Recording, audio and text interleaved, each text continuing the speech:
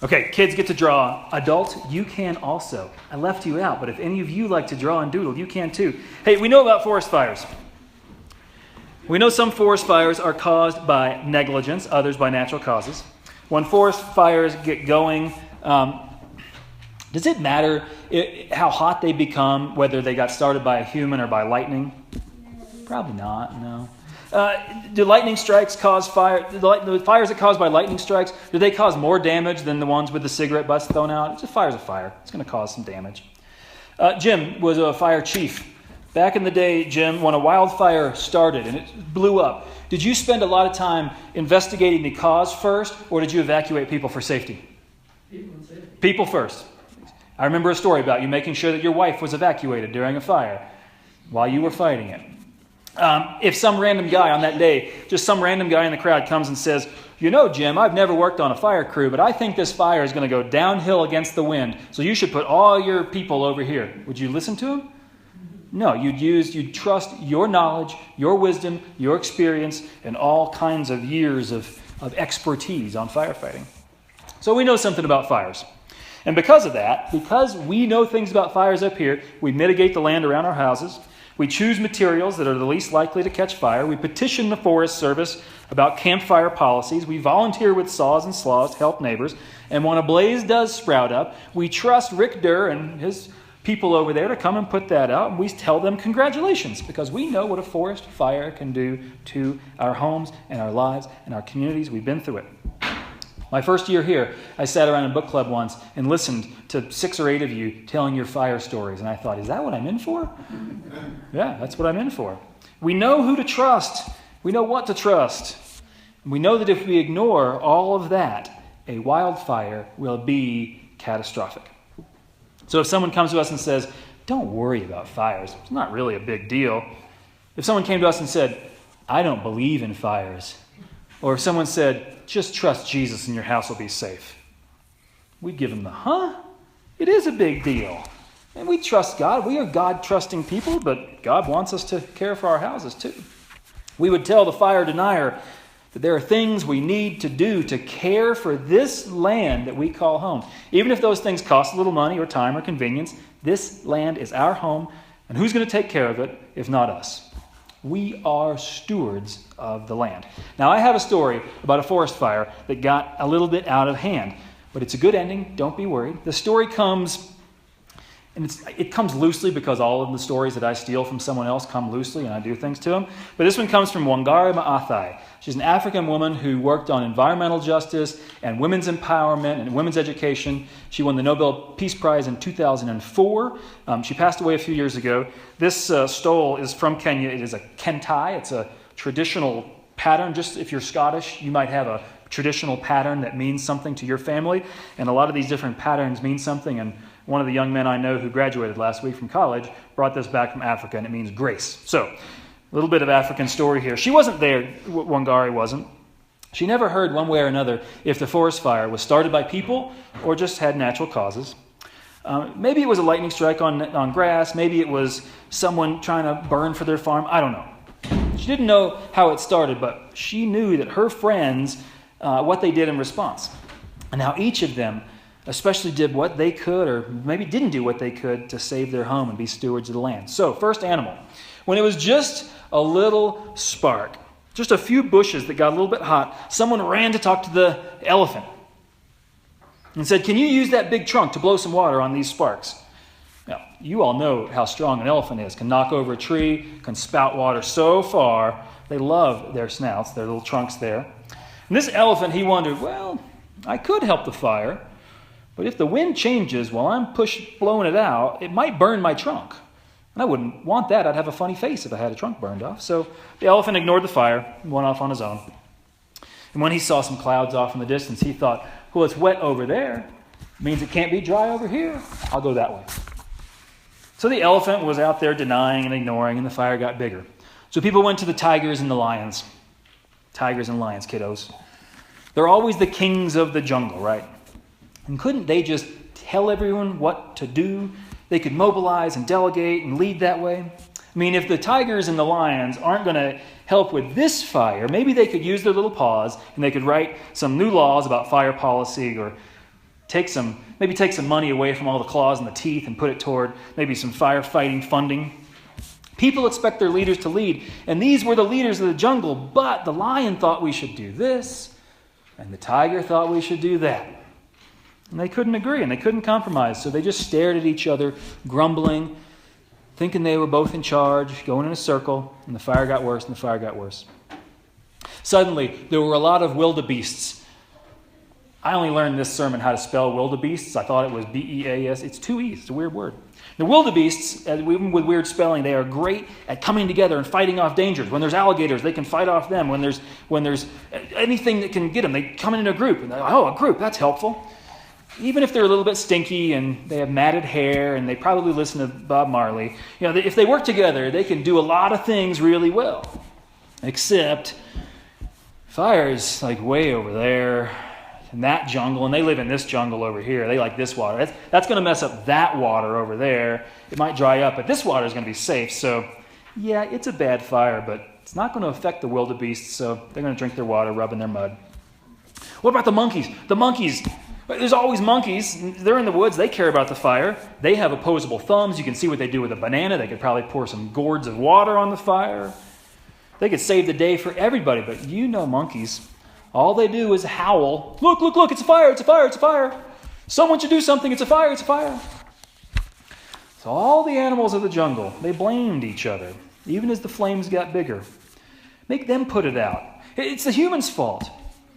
Others argued it's a lightning strike and fires are a natural process after all, so it might be good for the forest.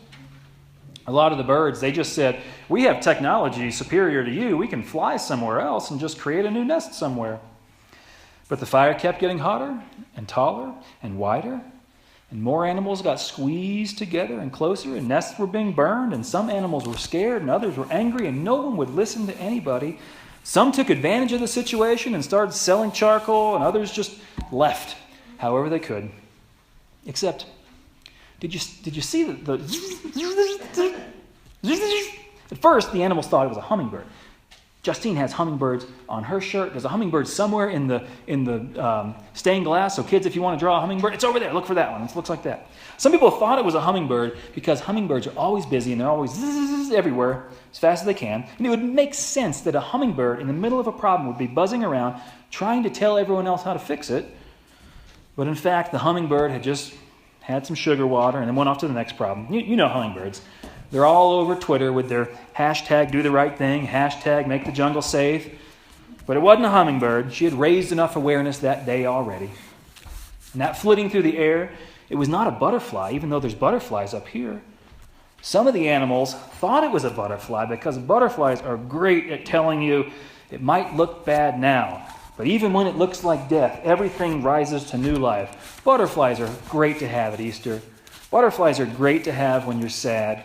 But in the middle of a crisis, come on, butterfly, what can you do? So it wasn't a butterfly, it wasn't a hummingbird. What the animals saw going everywhere was a sparrow. Just a plain old sparrow.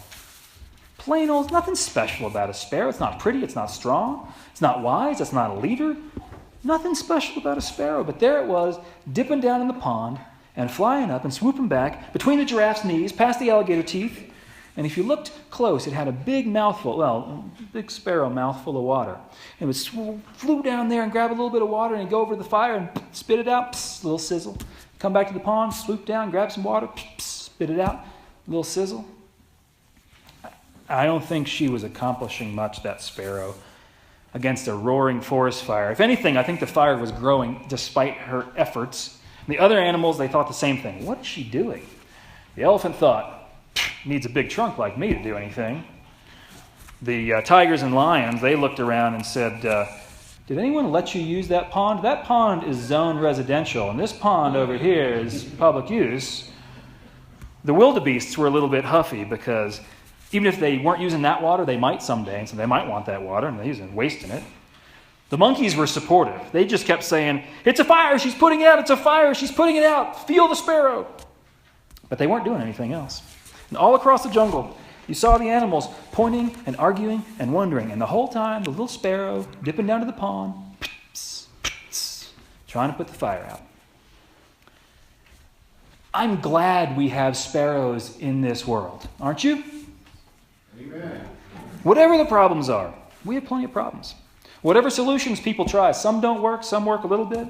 Whatever we face, I'm so glad that we have sparrows who decide to do whatever they can do to solve whatever problems we have. Even if you can't change the whole jungle, some people, when they see a problem, they do whatever they can do to respond. And I think that's kind of wonderful. In fact, I would call it holy when we do whatever we can, even though we don't know it's making a difference. Do what you can. Some animals, when they see a problem that affects the land, they might decide to use less or buy less or make little changes with what they have. Some animals challenge the normal habits of their culture, and they maybe even transform their minds so they can transform society. They transform their minds by hearing a word of God who created it all and cares for it. Sparrows, when they see a problem, they do whatever they can to be stewards of creation.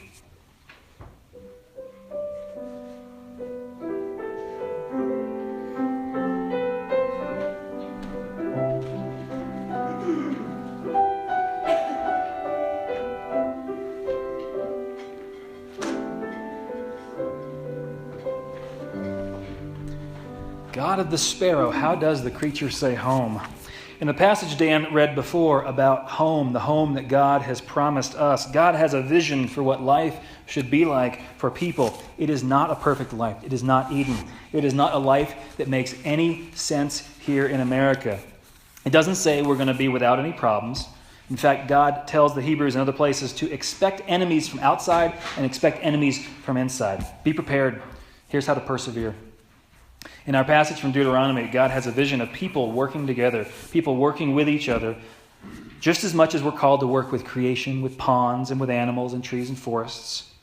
God has a vision of us working together so that all things might survive and thrive. All the things that are in our windows, mountains and snow and streams and deer and suns and columbine, even angels. I'm sure I'm not the only one, but when I'm the kind of guy, when I want to eat ice cream, when I get sad and I want to eat ice cream, if I don't scoop it out into a bowl, I'm the kind of guy who takes the half gallon and goes and sits on the couch, watches a little football, and what happens to the half gallon? It's gone, right? I start spooning it, and it's gone. We have a tendency as people to eat more than our fill. That's what people do. We have a tendency to build houses and then buy nicer ones and build bigger ones. We have a cultural expectation to always get better and do better and want better and expect more of everything. We have this addiction as people, and I'm not throwing stones. This is just all of us. This addiction to worrying about silver and gold that God says you're going to have plenty. Make it grow. If it's not growing, what do we do? We have this when we're asked, how much do you need? We say more. We exalt ourselves for what we have, and then we believe that we deserve more stuff. And that stuff has to exalt us too. And it's a vicious cycle. And God knows all about our tendencies and our vicious cycle. And so God reminds us of what was said in the beginning. It all comes from my hand, not yours. Your job is to care for it, to use it and not abuse it, to not overuse it. Your job is to care for what you have and not keep reaching for taller towers and bigger barns. God says all these blessings are here in your life, not just for you, not just to strengthen you, but they are in your life to strengthen your neighbors, near and far, human and not. All these blessings are here so you can be satisfied and content, but not so you can leverage them for more and more and more. All these blessings are here so you can invest yourself and your resources into making the world a little closer to God's vision of what it would be like if God had a kingdom of peace. And friends, whatever blessings you have, whether you have a strong trunk or a beautiful voice or the ability to inspire or keen observation or a small beak and tiny wings, whatever blessings you have and we have, let's use them to fix the problems in our home and take care of this earth and not just let it burn while we collect our own. So may we live gently and may we live simply. May we inspire even as some of our neighbors meet us with fear and greed. In all that we do, may we heal this earth through our hearts and through our hands. And now we can sing the song printed in your bulletin.